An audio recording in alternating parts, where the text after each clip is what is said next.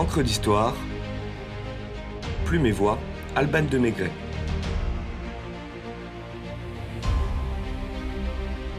Le mime Marceau, bip. Le son du silence. Silence. Silence. Silence. Silence.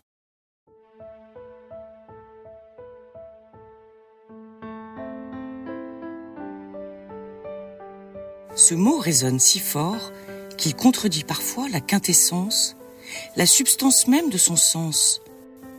Il fait sursauter, il fait frémir, il trouble, il embarrasse, il témoigne, il s'exprime, il rassure, il apaise. Le son mélodieux du silence détonne face à ces bruits urbains qui chaque jour nous agressent. Paroles futiles, disputes, injures, sonneries, tintamarres, ramdam, klaxons, ronrons, bip et autres bip. Bip.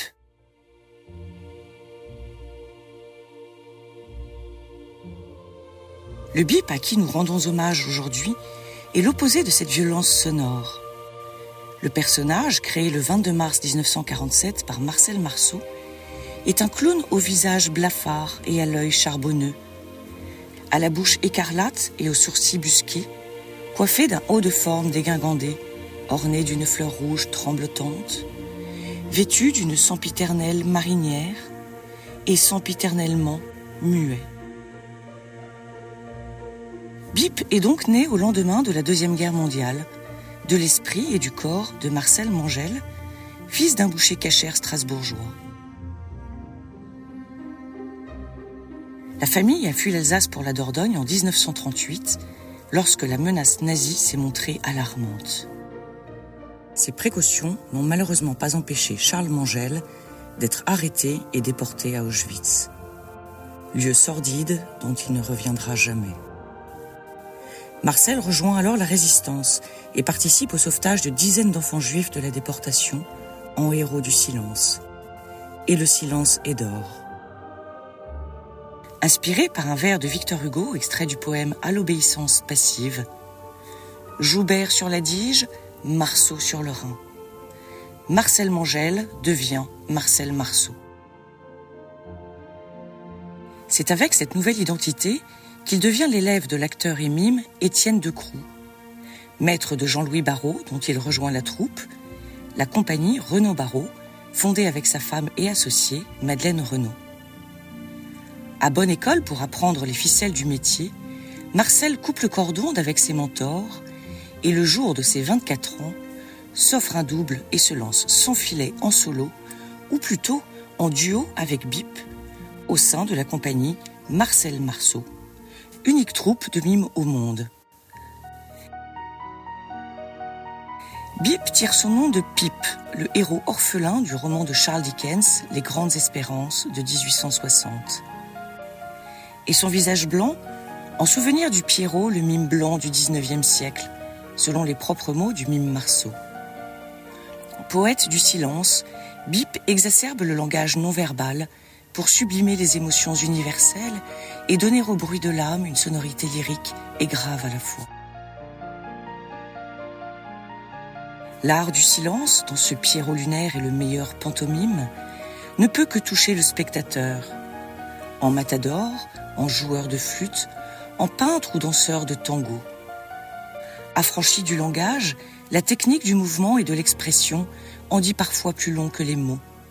Et Marceau Bip incarne le paroxysme de cet art muet qu'est le mimodrame. Y compris dans les moments tragiques, l'espoir transpire toujours dans ce silence qui s'avère à bien des égards l'une des formes les plus accomplies de la communication.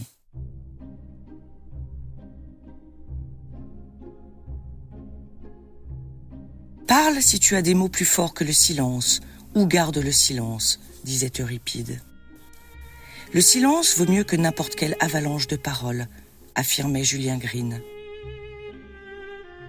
Le mime Marceau ne parle pas, mais dans son silence transcende la force des mots. De son observation aiguisée de l'univers, Un bras recourbé, une jambe élancée, un regard troublé, un battement de cils, une bouche plissée, en ciseleur du mouvement, en orfèvre du geste, sculpte avec fantasmagorie un réel bien réel, un réel plus beau que le réel.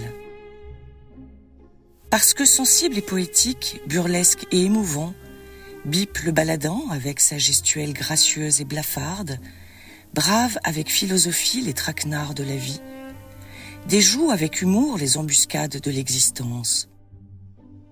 Héros intemporel, héros universel, il abolit les frontières de la langue et triomphe dans le monde entier. Les plus grandes scènes le réclament, se l'arrachent, l'acclament. Bip triomphe dans ses tournées mondiales bien plus que dans son propre pays. L'élasticité mythique de sa marche contre le vent n'est autre que la mère du moonwalk de Michael Jackson. Un pas supplémentaire vers la postérité, s'il s'en fallait. À offrir de l'émotion à son public, Marceau connaît à son tour l'un des moments les plus forts de sa vie lors d'un tournage à Rome, un jour de 1967. 3 enfants viennent le saluer et le mime reconnaît en leur père Charlie Chaplin, son idole, son guide, celui à qui il doit son inspiration et son succès. S'il n'avait pas créé le personnage de Charlot au cinéma, je n'aurais peut-être pas créé Bip au théâtre. Pour moi, il est resté le maître, confiait-il. Criblé non de dette pour une fois, mais de décoration, Bip tire sa révérence avec son démiurge en 2007, après 60 ans de scène. Salué par la presse comme le français le plus célèbre au monde, le mime d'une jeunesse éternelle n'a pas pris plus de rides avec son visage crayeux que cette allégation d'Honoré de Balzac dans Pierrette. Quoi de plus complet que le silence ? Il est absolu. N'est-ce pas une des manières d'être de l'infini ?